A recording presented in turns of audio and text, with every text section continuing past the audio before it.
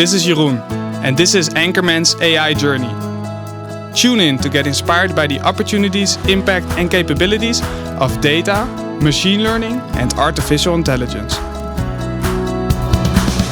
Together with my colleague Ron, we will be talking about developments, best practices and lessons learned from the field. So get ready.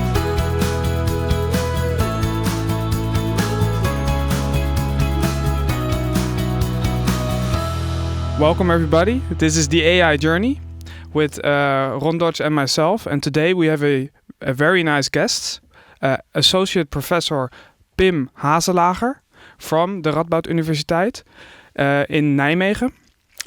I have a short introduction about your work. I'm going to keep it brief because otherwise we can fill the whole podcast already. Yeah, don't do that. So you have a master's degree in philosophy and psychology. Yep. You earned your PhD at the Free University of Amsterdam. Correct. And as mentioned, you're an associate professor in theoretical cognitive science at the Donders Institute for Brain, Cognition and Behavior at Radboud University. Totally true. And you're a teacher as well for the bachelor and master students over there. And for artificial intelligence. And your research focus is on the implications of cognitive neuroscience and AI. Yeah. So you published in lots of different journals. And for the listeners also, he regularly gives presentations. And some of these are on YouTube as well. And especially his TED Talks are worthwhile listening to. Thank you. Welcome, Pim. Today we will talk about explainability in AI. Explainability being defined as AI sometimes can be a black box. And how can you still see that whatever decisions or recommendations it gives, yep. that how did it reach those conclusions, and yep. do we agree with that? Yeah. And my first question to you is, why should businesses care about that if the performance is well? But that's very simple. In a way, it's all about, let's say, the acceptance of your stakeholders, your customers, of the technology that you're using.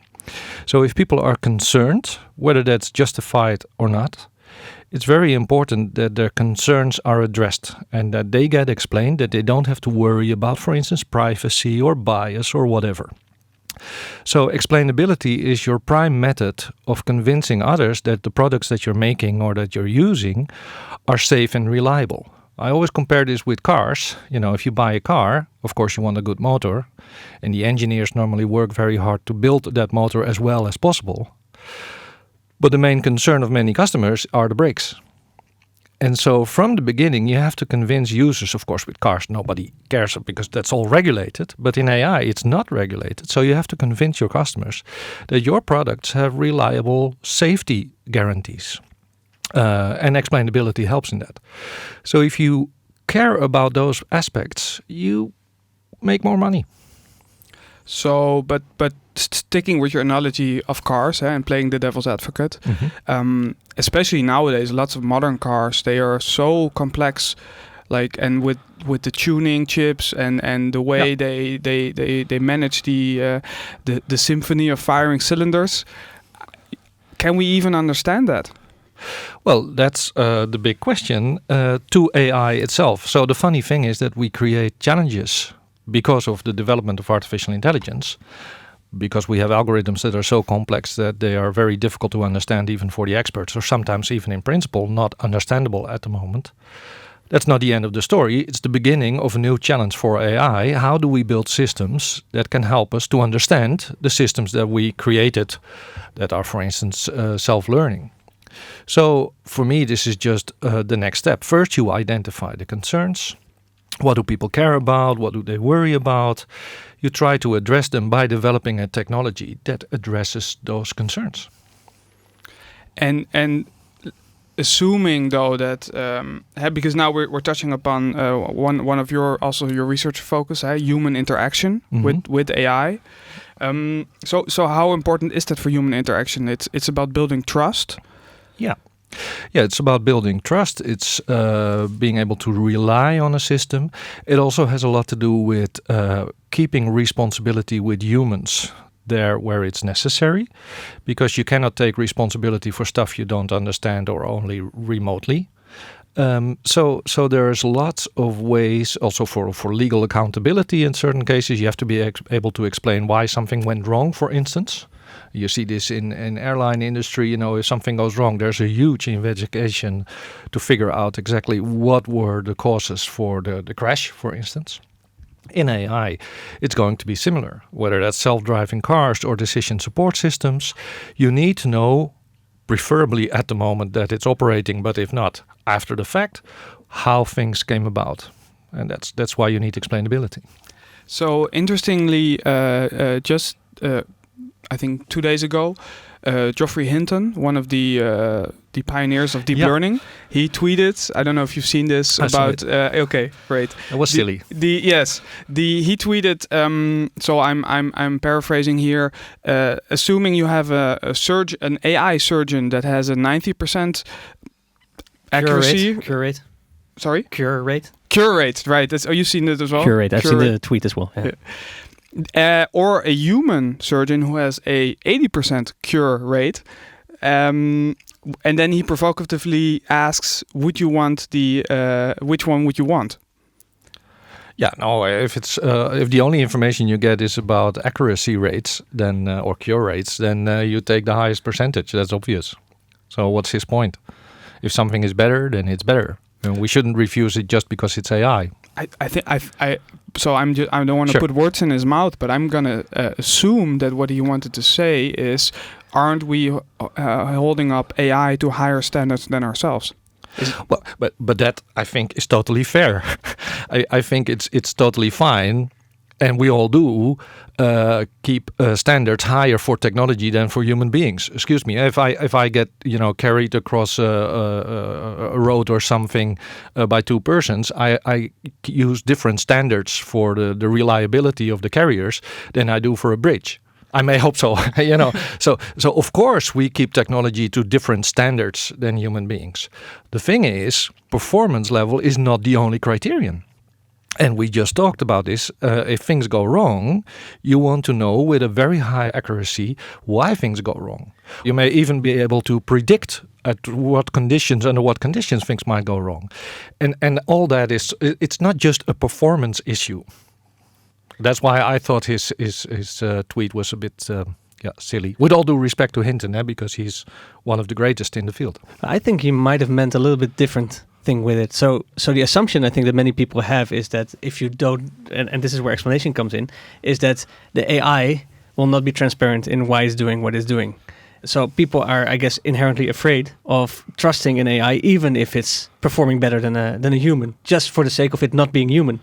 I was wondering whether everybody would go for the highest percentage, even because the information that he's giving is two things, right? So the AI is more accurate, but also it's an AI. And that part of information will make people doubt, I think, about whether they want that kind of surgeon. That's possible too. I mean, so there you have to make, it always starts with making lots of distinctions, and I hope they're kind of relevant in this case. It's like certain decisions you, in principle, want humans to make them about other humans. In other cases, like for instance, personally for me, judging someone to go to jail is something that I think should be a human decision about other humans. Why? Because I think it's only humans that can sentence others. But that's maybe a difficult thing to explain further. I think it's a kind of principled attitude that certain decisions about living human beings you make only by humans, not by machines. You see a similar kind of debate in killer robots.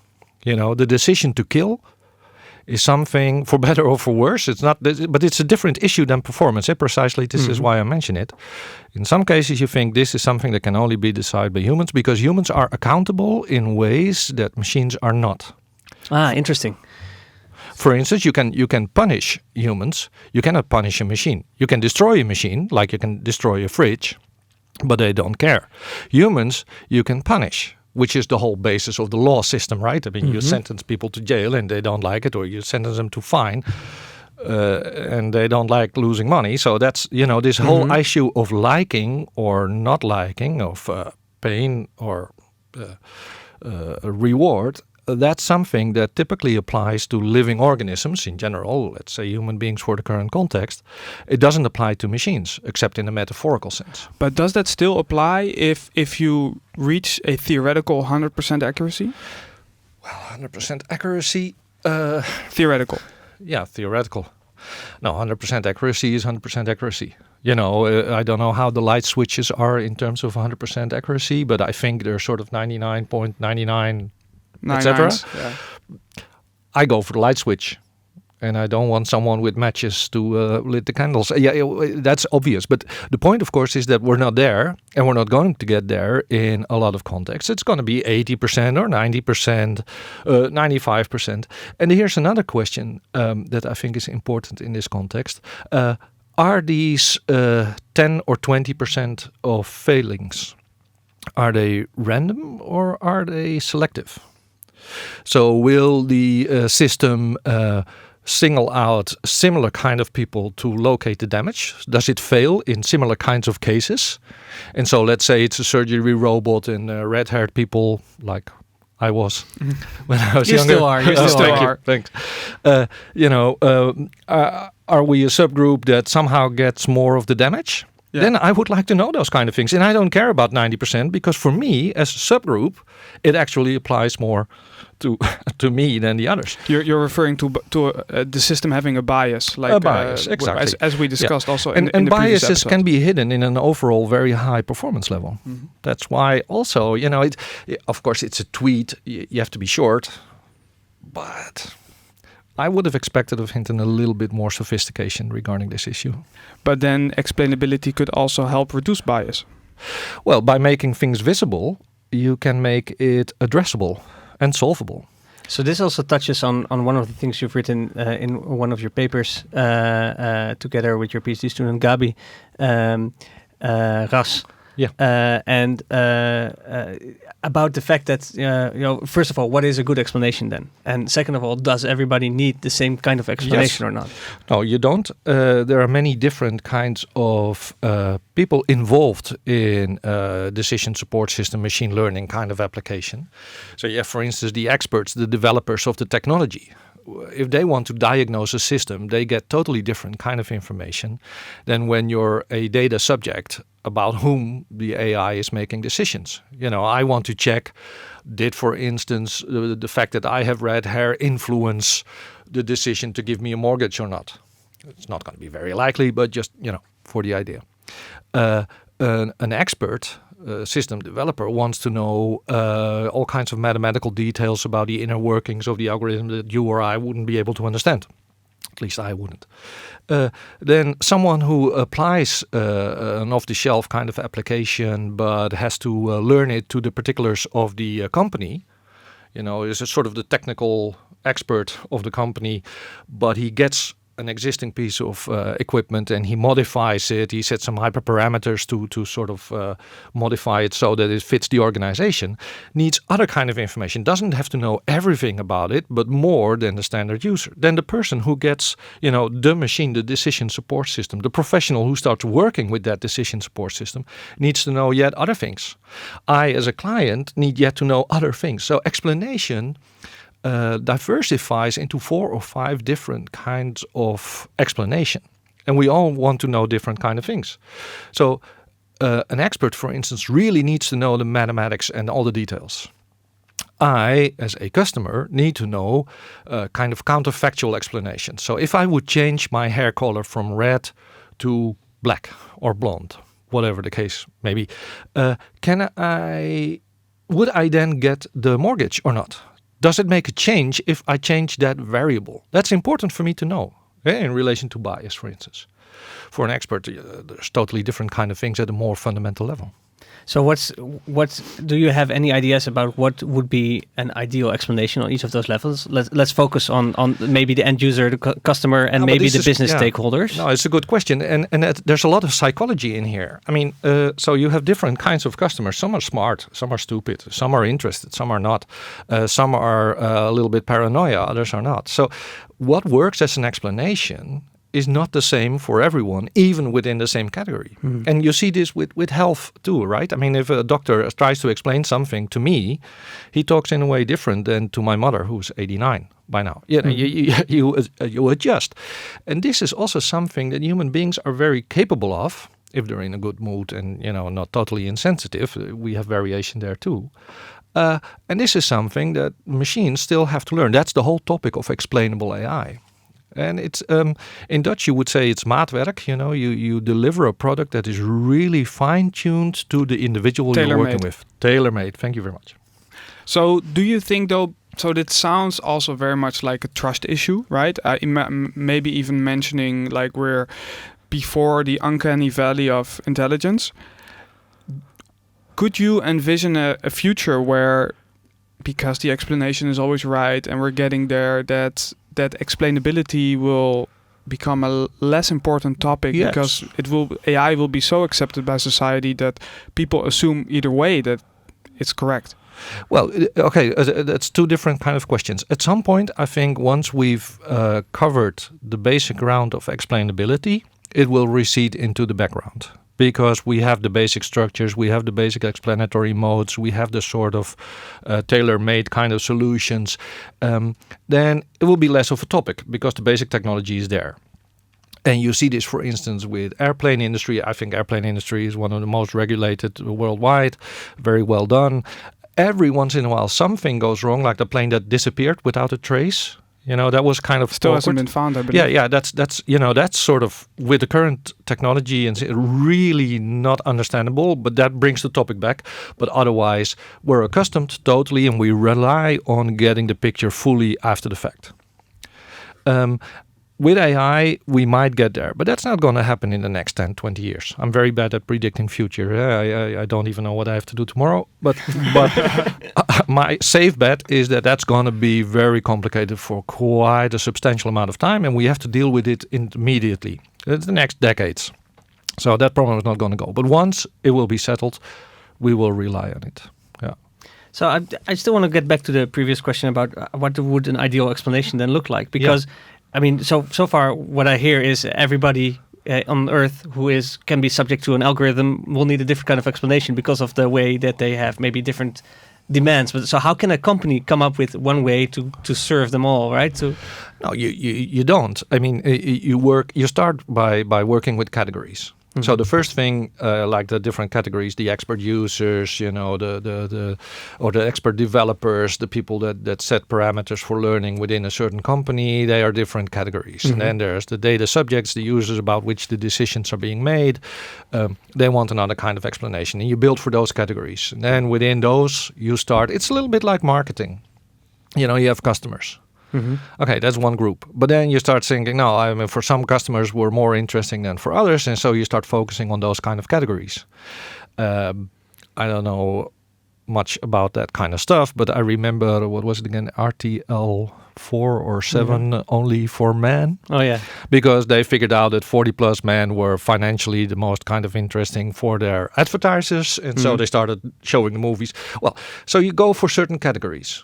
And slowly but surely you start filling in the edges. So you do that progressively. You don't have to do that all at once. So, and then you have one of those like very specific, say, personas identified, and say that persona demands some kind of explanation. Yeah. What does it mean?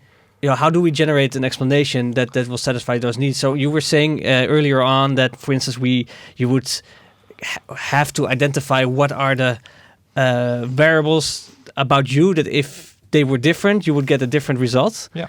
Is this?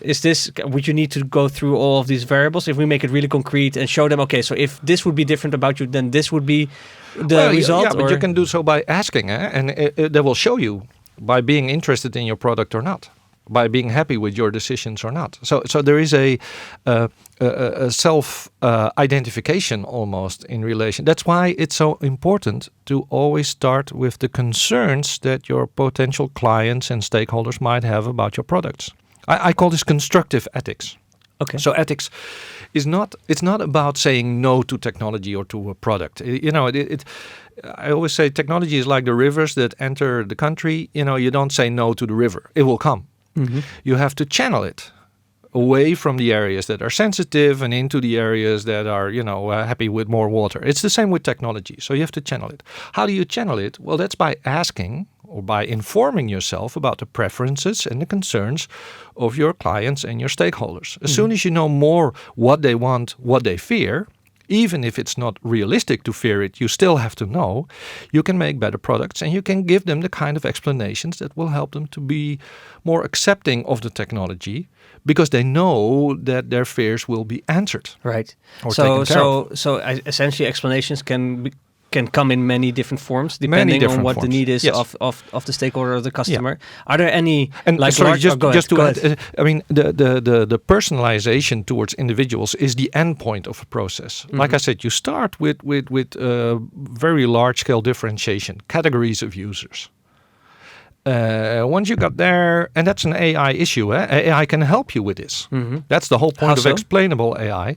Well, AI is very good at finding patterns amidst lots of sets of data. So you can predict at some point what customers are interested in or what they are not interested in. Train AI on the AI. Yeah, exactly. Yeah, but it's an additional component, if you like, of the AI decision support system. And it's a little bit, maybe to make it more a bit more concrete. For example, what Netflix is doing, they show for people not familiar, they have different carousels of recommendations, and they always give a little text above it that say these are popular picks for you. These are popular within comedy. This is recommended to you because you watched this one show. That's an explanation. You can even go one step further. You say, because you like these and these kind of movies, we now recommend these and these because they're a little bit similar in, let's say, topic or type of actors or whatever. That's explanation.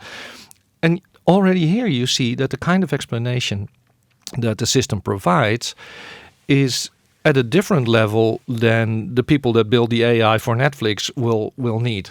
They have to understand the inner workings.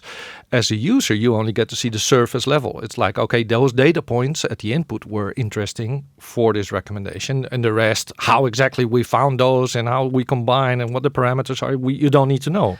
I have a question about this. Sure. So one thing we mentioned in the last podcast was the way that, say, a deep neural net can be trained not just on making the right classification, but also on giving the explanation, right? So, and if it gives the right explanation for the training data, if the training data consists of explanations as well, it will become better at explaining. So basically, the neural net needs to give you explanation and classification. Now, here's my question. Because we were talking about different users needing to have different kind of explanations. When you train a neural net in that way, the explanation might be superficial. It is the AI generating an explanation, but it does not really explain how it came to the actual classification because the explanation is not there in the middle. It's at the end.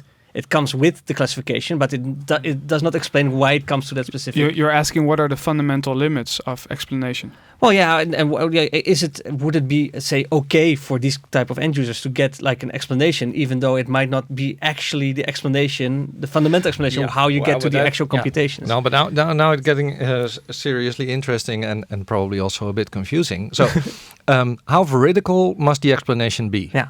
Well, almost always, explanations are a simplification. You leave out certain aspects. It's the same with a model. A model of reality is not as detailed as reality because otherwise it wouldn't be an explanation. So explanations have to be simple. What kind of simplicity is required is, of course, depending on, experts can deal with more complications than initiates or starting people who know nothing about AI. So there you have to make choices. But the basic point remains that an explanation, in order to be reliable, has to have some correspondence with the facts. But isn't it also a question of what kind of explanation is possible? Meaning, for example, consider a domain so complex that the best thing to simplify the model can do is say, well, because of input data. Yeah, but then you still want to know some things about what the input data was. What was it about my data points? So I don't know. I'm sure there's a cloud of 10,000 of data points about me by now, based on phone and we checked. It's 10,001. Okay, good. Yeah. So I would like to know And then not the individual facts, like, no, you were there at 9:30 yesterday, and now you're here in a studio at whatever time it is now. So it's not those data points. I want to have some sort of explanation of how those data points, as a type, get translated into the recommendation or the decision that's now being made about me. But that can be very complex, right? So but that's why we need AI. Yeah. Okay. So the idea is that what AI is doing, it's not just merely saying if this then this, but it's introducing all kinds of interactions between these different input so variables, it's always an interpretation. non-linearity. Yeah. So it's an interpretation, but that's why you need AI to get a meaningful data analysis, decision analysis. What were the stages in the process? And the difficulty, and that's why this needs serious research. It's not something that you buy off the shelf. We don't have that yet. You need to identify those elements that are most illuminating to someone who demands the explanation. And that also requires some psychological understanding of what makes people understand things. It's like, a good teacher, for instance, and that's why AI teaching and AI-based education is still hard, not only sees that a student does something wrong, but also grasps why. What is missing in the sort of internal model that the student is trying to build about the topic that makes him or her give the wrong kind of answers. Once you get that, you can give adequate explanations. So you need to model, as it were, the user. That's why this is serious research. But isn't that the limit though? Isn't there a limit in there? So a concrete example being, for example, this flash crash that occurred on the stock market a few years ago. No one could say why, and these algorithms, they are taking in thousands, 10,000s different variables, and they probably cannot coherently explain in human language. Well, I took this step and I saw that this was above a threshold. Without, then it kind of defaults to or deflates towards just traceability and not necessarily also explainability. Well, but traceability is a very important aspect of explainability. So that's definitely useful in any case. But I'm not quite sure you're sort of going on this. I find that interesting because if the question is, does a perfect explanation, let's say 100% accurate in all details, exist? It's a little bit like asking, so what's the fundamental model of reality? Does it exist? Yeah, it's reality itself. So every explanation, every model is always a simplification. Now, the trick is you need to leave out the irrelevant details as much as possible. What are the irrelevant details? Well, that depends on the users. That's also a psychological phenomenon. What makes us say at some point, now I get it? That's human psychology. Or how do we go to gestalt switches? When you suddenly have a totally different kind of perspective, or in science, the paradigm shifts, that suddenly someone thinks, oh my God, we have to do it totally different. Think Einstein in physics and stuff like that, famous examples. So there's a lot that you can add to explanatory AI systems by incorporating more human psychology. And the reason why we don't have that is because we didn't understand yet sufficiently the need for those kind of explanatory systems. Because by and large, AI was kind of understandable-ish in the 90s, let's say. Could be complicated, but you got the basic idea. Fair enough. Now, it's becoming so complicated, especially also because of self-learning systems, that we need, also the experts start needing these kind of explanations to understand a little bit the dynamics of the development of the model, let alone the people in the street. So this is a field, explainable AI, that really developed later. And as usual, it always comes too late. First you perceive the need and then actually you would already want to have it, but fair enough. We need to focus on this. So I think it's a top priority in AI research. I absolutely agree. The only reason why I'm pushing this is because I'm a programmer and I always look for the edge cases. So okay. So because in one of your videos, you mentioned also super ethics. Yeah. Okay, that's a big jump from topic. Well, no, yeah. I'll tell you why it's not. I'll tell you Good. why it's not, because this was my train of thought that if we get a super intelligence, as for example postulated by Nick Bostrom, who is very scared about this. Well, don't hold your breath. I agree. But theoretically, but even with the stock market case, there will be a point where we might be too dumb for even the simplest explanation that the AI can give. Yeah, I already feel too dumb myself at this very moment. So this is true.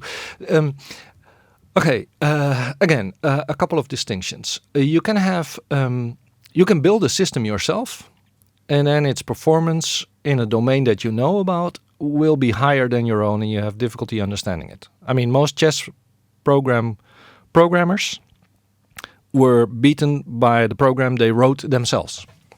Nothing special here. I mean, it's just the speed of processing and the data acquisition that the computational systems are capable of that make them beat human beings. That's one thing. So there's nothing strange about the fact that a certain kind of technology does a certain task better than a human. Not even if the human was involved in the creation of the machine. I mean, if you carry weights, then you can build a system that carries heavier weights than you do. Big deal. Something else is a different kind of level if we cannot understand in principle why a system does something that is effective. And we saw this in Go with, I think it was AlphaGo Zero, that started playing a move. I'm not an expert in Go and it doesn't matter, but it was a very funny kind of opening move. I think it was the 5th line or something, which was very aggressive and normally not recommended by the experts. This was against Lee Sedol, I think, exactly. world-class player. Yeah, and so then suddenly people start thinking like, why is this working? And currently they're getting the picture. You see the same thing in chess, by the way, that the G4, H4 kind of moves suddenly become quite possible, whereas traditional knowledge and wisdom says don't play those kind of moves, especially not in the opening. And now you see the top players doing this because the computer told them that it actually works. But the next step, of course, would be that we really cannot understand it anymore. Because our species intelligence, human beings, Homo sapiens sapiens, we're very proud of our own intelligence, of course, but it might just turn out that we, in relation to the capacity for understanding that is logically possible, are actually very stupid creatures. So Einstein is a genius, Carlsen, chess, world champion, genius. Sedol, Go, genius. So in our perception, if from let's say 0 to 100, on a scale from 0 to 100, these human geniuses are maybe 99.5 or 99.9. But what we learned from machine intelligence is that the scale maybe isn't going from 0 to 100. Maybe it's going from 0 to 1,000 or 0 to 10,000. So the biggest human geniuses, and I say this with all due respect, Einstein, Carlsen, could be really stupid monkeys in relation to the kind of understanding that's genuinely possible. So we as a species learn our place on the intelligence scale. And the intelligence scale extends far beyond what we thought was possible. So then we have a different kind of situation. In the sense that relating to explainability, we need dumbed down versions of the model because otherwise it would be simply too complicated for us. That's exactly where I wanted to go with the super ethics, not necessarily ethics, but then we would need the AI to explain the ethical decisions to us. So that's important. It applies across the board. Yes. Whether it's financial decisions, political decisions, food, ecology decisions, or ethical decisions. Are you familiar with, do you like to read science fiction? Not anymore. Not anymore. Have you read the Culture series by Ian Banks? No. I think the last thing I read in that area is Gibson's Cyberpunk. Neuromancer. Yeah, exactly. No, I don't have time. And I think what we're currently witnessing is science fiction enough. I don't need more fiction. You can make this stuff up. Yeah, I mean it's happening. What are we? It's the same with history, by the way. If you really start reading history a little bit, who needs fiction? Indeed. So I have given your maybe. So this is a little jump. Given your work also that you do with robotics, and you mentioned in one of your videos you mentioned the example of the robot walking up the seesaw with the fly. So and you already pertained to it a little bit in earlier explanations. that. So I want to ask you, how far are we with simulating intent, in the sense of like we should probably simulate intent also for the AI itself to know the answer actually to explain why it did. Yeah, that's a good question. For example, to prevent something. Yeah, that's a good question. It's very complicated. It's a very deep question, and it's one of the things that make it so difficult. The whole idea of having intentions, behind your actions and motives for acting and behaving the way you do, is that for us it's so easy to see them. I mean, most of the time we don't see even behavior of people anymore. We read through the behavior, the underlying motives and intentions, the feelings, the reasons why people do things. We see that. We neglect the sort of hand movements and leg movements. We just interpret it as he is trying to reach the ball before the opponent does. Or even he's angry, he's agitated. You can see that. Yeah. So for us, intention is the primary thing, and the behavior is only secondary. It's a means to an end. Behavior is the means towards the end of getting the intention right. For our current robotics, it's the inverse. You can record everything you want with very good cameras, infrared, in virtual reality. Together with Ron, we did those lab studies at Nijmegen. And you can record millimeters that humans are not capable of even seeing. Differences in movements of a hand or something to the millimeter. But what does it mean? What's behind those movements? What are the intentions? That's really hard. It might actually be that but this you would have to ask to Iris van Rooij, one of my colleagues who works on computational complexity, that there's a kind of intractability issue here, that the potential intentional explanations of certain movements is really computationally hard. So no matter how fast your computers are, they won't be able to calculate it unless you understand a little bit about how we do it. And there, I think sometimes the psychological mechanisms are not clear yet enough for AI to be useful. So we need more psychology in AI. Maybe even, as you're saying this, maybe even saying like despite the immense computational power of the human brain, we also filter a lot. We don't enumerate every possibility. But this is a crucial issue. How are we so good in efficiently ignoring irrelevant information? That's a mystery. Actually, my PhD was about this topic. It's called the frame problem in artificial intelligence. We know billions of things, yet most of the time we only think miraculously about the relevant aspects of it. Like now, how we, pass the word on to each other by looking at each other or looking away, and that's turn taking. That's in a flow. We don't even have to think about it. And lots of other things, like whether you're wearing a watch or whatever, I don't even think about. I don't consider when I wait or I pause or I interrupt.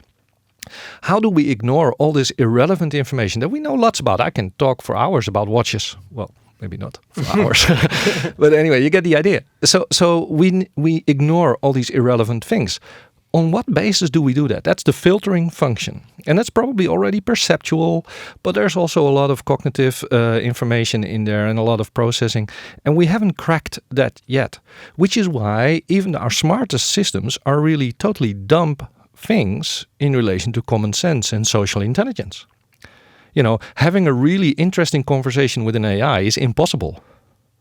After, Turing test kind of style of conversations, they are meaningless and they go all over the place because they somehow cannot incorporate serious amounts of common sense knowledge and then ignore the irrelevant parts of it.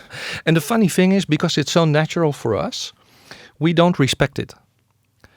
We think it's irrelevant. So, and you see this, for instance, in discussions about the consequences of AI for jobs. So I have this example that I always give. So 2014 or 15 or something, it was Asscher. He was then the minister of something in the Netherlands. And he warned about massive job loss due to AI, especially robotics. Like Andrew Yang was now. He just dropped out, but he was as well. Yeah. So you hear that regularly. And of course, there will be consequences. I'm not, trying to put that down. But the reasoning behind it was faulty. There was an Oxford report. I looked into it. And what they did was they looked at job descriptions and then matching those job descriptions to kind of AI specifications about what was achievable at that time. And so they had this long list. I once gave a talk at PricewaterhouseCoopers, and I wanted to talk about the topic of the waiter, because the waiter was there at 97% chance, from memory, to be automatized within the next 20 years. So all the waiters would be without a job, and I want to discuss about this, and I will in a second. But so I showed it on the slide. And at PwC at the Zuidas, there was this room full of accountants. And I looked back into the room and they were all totally gone. They were very nicely listening before, but from the moment I showed them the slide, they were talking about themselves. There was no attention to me anymore. So I had to wait till they were sort of calmed down a little bit. I looked at the slide again and it said, accountancy, 97% chance of being automatized. I somehow missed that in my own slide while talking to PricewaterhouseCoopers. Yeah, that was funny. I talked later with one of the... At least now they know. Huh? At least now they know. Yeah, they know. And of course, they already knew. I talked to one of the seniors later and he said, this is a serious problem. I mean, if you look at the Zuidas, there are big buildings of PricewaterhouseCoopers. Yes. So how long are they going to need those buildings there? Yeah. That's going to change, So, but here's the thing. So for a waiter, and I will come back to the accountants too, if you think that the job of a waiter is to bring a glass, or a cup or whatever, or a plate to a particular location, then robots can do that. It's not going to be easy. I know bars in Amsterdam where a robot really cannot do that yet. It's smaller in the Jordaan, for instance. No way.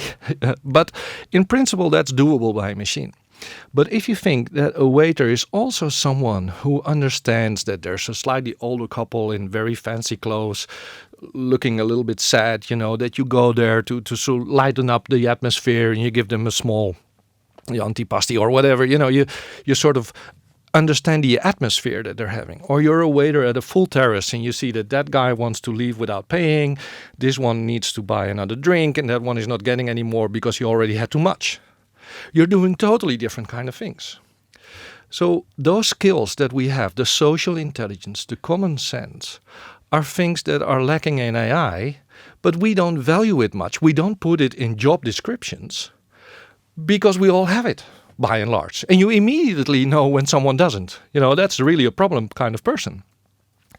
So it's these additional qualities that are sort of the fundament underlying all the other expertises that we develop that we neglect ourselves.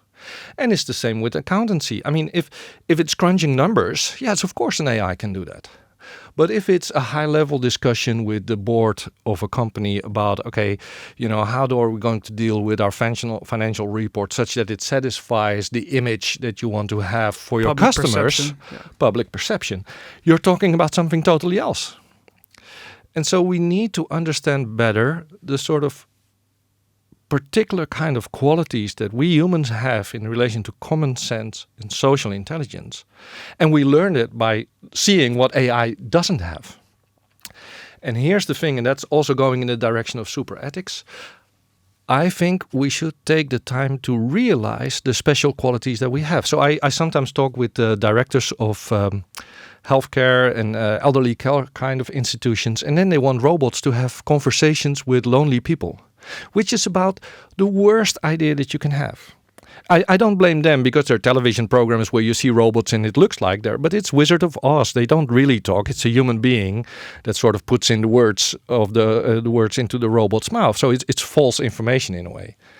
But so what are the locations? What are the positions? What are the kind of contributions that AI can do? Let's focus on those for AI, but make the time available for humans to do the kind of things that humans are good at. One of the things that is so funny, that by realizing our own modest achievements on the intelligence ladder, from 1 to 100 or 1 to 10,000, we're not as smart as maybe we think. We should also combine that with a heightened appreciation of the kind of things that we're really good at, which is simple common sense and social intelligence. It's empathy. It's ethics. So we get blinded sometimes by our own focus on intelligence, that we really go like, oh, we're the smartest on the planet, so we're building more and more intelligence. But in a way, we don't need that. We're already the smartest. And the AI, can help us in that respect. But if you look, at the problems of the 20th century, for instance, with 2 world wars and barely escaping a third one, the Cold War, was it really intelligence that we lacked in that century, or was it something else? Was it kind of, complying with basic ethical norms, a kind of self-control, dealing with selfishness in the right kind of way? So where are the artificial ethics programs? I sometimes make a joke with my director at the AI department. Wasn't OpenAI supposed to do that? They're a bit of a stink now with this. I don't know if you've read this technology review article.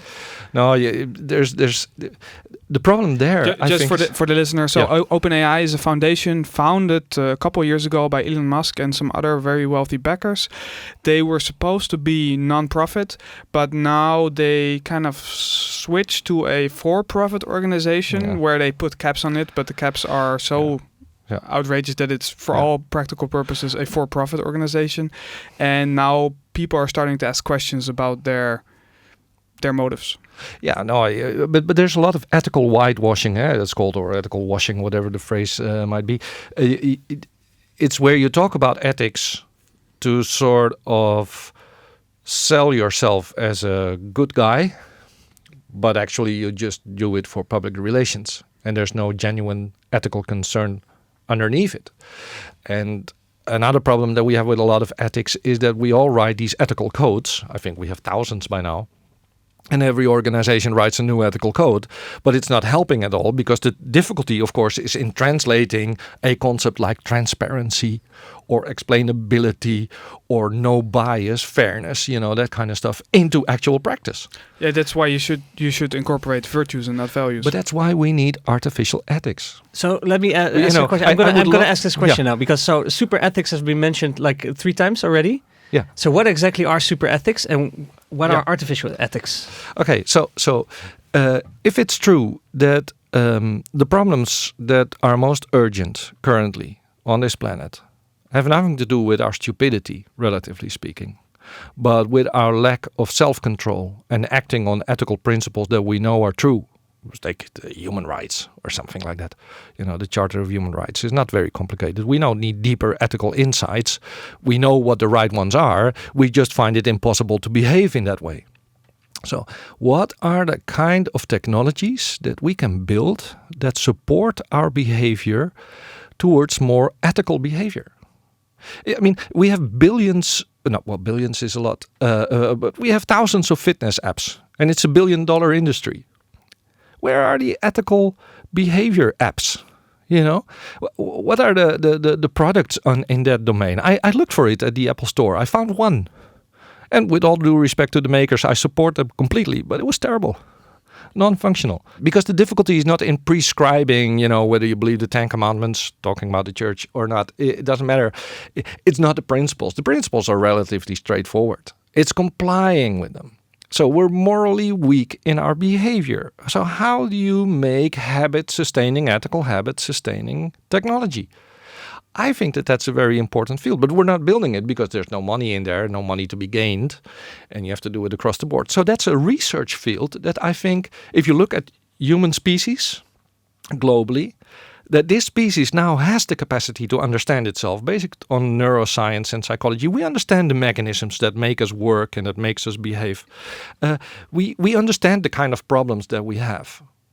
And we're not building the technology to support ourselves towards more ethical behavior. No, we build technology that makes us click more commercials. Brilliantly stupid, I find that. So that's what I say. AI now is really running for the money. The low-hanging fruit and big data and everything. But we're not even thinking about which direction we should be running in. And that's why I think, if we're so weak in ethics as human beings, then build a technology that supports us on a global level. That's why I would say that's super ethics for me. Okay. And that's why we need artificial ethics programs. So what would an artificial ethics program look like? Well, identifying exactly the kind of weaknesses that we have. So which basic ethics differences are there? There's very interesting work on descriptive ethics by Jonathan Haidt, for instance. And he says we have kind of, like we have taste buds on our tongue, for sour or for bitter. And, if you stimulate that with a liquid or whatever food, then it tastes bad or good to you. In the same way, we have moral taste buds, like fairness or authority or solidarity, leadership, those kind of things. And for a lot of people, probably all, it all starts with a kind of emotional, moral gut feeling. And then later on, you start giving arguments for why you think something is good or bad. But it starts with the experience. It's the taste, literally the moral taste of something. So how does that work? Which neurocircuitry is involved from a neuroscience perspective? Why at certain points these kind of gut feelings are no longer usefully discussed? So there's lots of political debates that don't work at all because the gut feelings don't match. So what is a useful way of discussing meaningfully on the basis of that gut feeling? How do you change someone's taste? It's possible. We do this with kids. So you can educate people. Isn't that also then a bit related to the illusion of free will? That we humans always try to seek an explanation afterwards? Yeah. Okay, we're sort of jumping all over the place, but fair enough. Everything goes. Yeah, no, fine. It's good. Well, the problem with free will is that it doesn't exist. But so you say. No. Actually, okay. I think free will does exist. It just turns out to be different than we already always thought. It's like, sorry, we're moving. Yeah, we're really moving. Yeah. So I think maybe we should. Well, no, in the sense because for me that does also again what the train of thought here would be that within the context of explainability that we are holding AI to a higher standard to ourselves, which is fine. Technology. So we should, because otherwise, what's the point? Yeah. So theoretically, you could also have actually AI that explains itself better than humans explain themselves. Yeah, I'm not sure I see the connection with free will here. But because humans take actions and then afterwards validate it with an explanation. Okay. Multiple draft theory. Oh, of course. No, but this is true. Okay, so well, you can cut and fit later. So there is this thing about human explanations tend to be very much after the fact inventions, confabulations, if you like, in many domains, but also in the domain of ethics. So it starts with the gut feeling. I don't like this. And then you start saying, this is because I think this and I'm a fundamental believer in blah. And so you come up with reasons. And I don't know if you remember the time when you were, 15 or something, that, at least in my case, the explanations I gave to my parents for my behavior were sometimes totally different, if not opposite, to the kind of explanations that I gave my friends from school. It's not just me confabulating, but I'm also making up the arguments and the reasons depending on the audience I'm talking to. It's, image management. That's what we're all doing also in ethics. So it's very much a construction after the fact. And you could extend that into free will kind of debates that much of our reasons are actually not reasons, but sort of after the fact confabulations of why we were doing something. We're building stories. But the free will is really a complicated topic. I think free will exists, but it's really something different than what we always thought it was. It's a little bit like, the planet is flat. Oh, the planet is not flat. Doesn't mean that the planet doesn't exist. It still exists, except that it's round now. It's a sphere. Free will is fundamentally different than we thought. There's no metaphysical freedom from me towards my brain. I don't think I'm free from my brain. My brain enables me to be free from the environment. So that's a different kind of freedom. Anyway. So maybe to draw it back to the explanation part, because one thing that's interesting there is that we talked about earlier, Jeroen said, are we holding AI against higher standards than humans? And I think this kind of exemplifies this. This is a point in case where we tend to think that humans can give explanations for why they decide, why judges make their decisions. But you hear that a lot. Yeah. Why do we need explainable AI? Because with people, you don't know why they do things either. Exactly. Yeah. What's your response? Yeah. Well, twofold. First of all, people can. and there is some correspondence between the kind of explanations they give and the actual motives. It's not total confabulation. I mean, if I would be totally, making up stories all the time, sooner or later, some of my friends would say, look, you say A, but you do B, and you get caught. Okay, so there is a correspondence there. But more importantly, you can, as a human being, be held accountable. So there is this interest of the law system, but also more generally morals, the disgrace, kind of the shaming sort of mechanisms that we have as social creatures that hold you accountable. And you have to live up to certain standards as a human being. And you have to be able to at least identify some aspects that played a role in your decision. And if you don't do that, or if you don't do that well, you will be held accountable.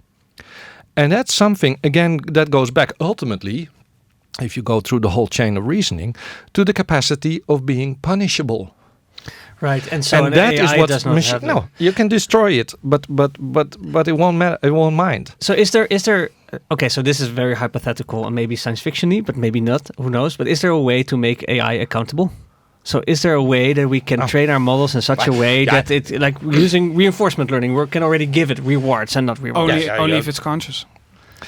Well, okay. So free will and consciousness. Yeah.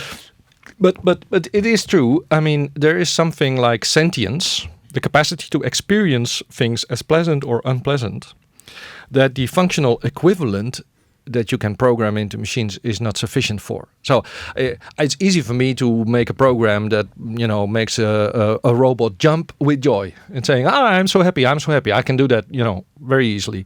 But doesn't mean there's anything feeling any happiness inside of that system. It's just pretending to be. It's acting. Okay, so all our robots currently have about as much feeling, about as much sentience as your refrigerator, which is 0. So don't ever make the mistake of thinking that your fridge really cares about your pizza and beer. It doesn't. It has one feeling though. It has a temperature sensor. It has a temperature sensor, but it doesn't care. It will act as if it cares. It's like a thermostat when it goes above a certain threshold, but there's no experience in there. And that's, I think, the crucial thing for punishment. And we don't know. And this is another thing. It's kind of interesting. We make a lot of progress on intelligence, but we make 0 progress on sentience, on feeling, on experiential capacity. We don't know how to build that. Or how would we be able to know that there is sentience in a deep neural net? That's a complicated factor. There's the other minds problem. We don't even know for certain that the other people have kind of experiences. But that's a kind of lonely position to take. So I always reject that. During his job interview, I was in the car with Ron, or after his job interview, and I told him he's the AI and we're all here to train him. Yeah, I still believe this. Yes. Well, sometimes you look like one. That's true. No, but I mean, you remember Douglas Adams, the Hitchhiker's Guide to the Galaxy. The white mice were furious at the end. Where we were thinking that we were actually training the lab rats and the mice to do certain things, but they were actually inversely programming us. We were their experiment. Yeah, exactly. So this is always you can always make a logical kind of jump, but it's like a complete skepticism. Do I know that reality exists, or is it all just a figment of my imagination? It's sort of self-defeating because you can think of it logically and it cannot be rejected logically, but it's impossible to live by. I have to live on the assumption that you're real, at least to a certain extent, at least for this amount of time that I'm with you in the studio. So, but with AI, I think the burden of proof is on the people that create these systems because they're so different. So I don't have to prove that they don't feel. I think people that think that these machines really feel have to show me why this is. And I don't see any argument whatsoever. I can see arguments for intelligence, for functional behavior, but I don't see any evidence and nor any serious argument for the existence of experience in these systems. Bringing it a little bit back to earth, do you see, because we talked just in time, about low-hanging fruit. We were talking about low-hanging fruit before. As far as explainability goes, do you think there is low-hanging fruit that companies already can take to... Yes. Yes. Show more explaining. Yeah, exactly. So no, I think that's a good question, and there is. I mean, if you think about, for instance, so I would go for the experts. For the moment, will take care of themselves, and if they won't be able to do so, they will be the first to build kind of explainable systems or explanation systems. Sorry, that will support them in getting the idea. So you don't have to worry about those. I would go for your customers. What kind of explanations? And you can do a survey, you can do a field study, or ask people to do this for you. What kind of concerns do they have? Knowing what your customers want is very important, but it is at least as important to know what your customers fear or might dislike. And this is something typically that we do wrong. You see that with the patient file, the medical patient files in the Netherlands. We start with the kind of technology that some people thought, oh, that was really great. But we don't stop and ask the people whose data we're going to use, what they like or fear about it. So start there. What are your customers? Who are your customers? What would they like? But most of all, what kind of risks do they see? And then develop strategies to convince them that with your system, your product, those kind of fears don't apply. It will create confidence. It will create happy customers. It's but it's difficult in a way because as an engineering kind of mind style, you start thinking with the product. It's like with the car. You build a motor to go as fast as possible for as long as possible. And if you're very smart, you even think about as little fuel as possible. But you don't think about the brakes. But that's what your customers care about. So if you think about the brakes from the beginning and you ask which kind of brakes your customer wants, you make better products, you will sell more. Excellent. Well, I think that's about it for us now. Thank you, Pim, very much. My this pleasure. was very, very interesting. Thank you, Ron, as well. Pim, maybe tell our listeners where they can find you on Twitter or your next I'm on talk coming Twitter up. and I'm everywhere. You just Google Haselager and you will find me. We'll find you. All right, excellent. So I would like to... Don't Google it. Do DuckDuckGo. DuckDuckGo it. Yeah. And Bits of Freedom. Check Bits of Freedom and DuckDuckGo. Absolutely. Don't be a data point. Yeah. Yeah. Don't be a data point. So thank you again. Thank you, Pim. My pleasure. See you next time. Did we inspire you? Tune in for the next episodes or visit our website, anchorman.nl. There you'll find more on bootcamps, AI masterclasses or careers. See you at the next episode.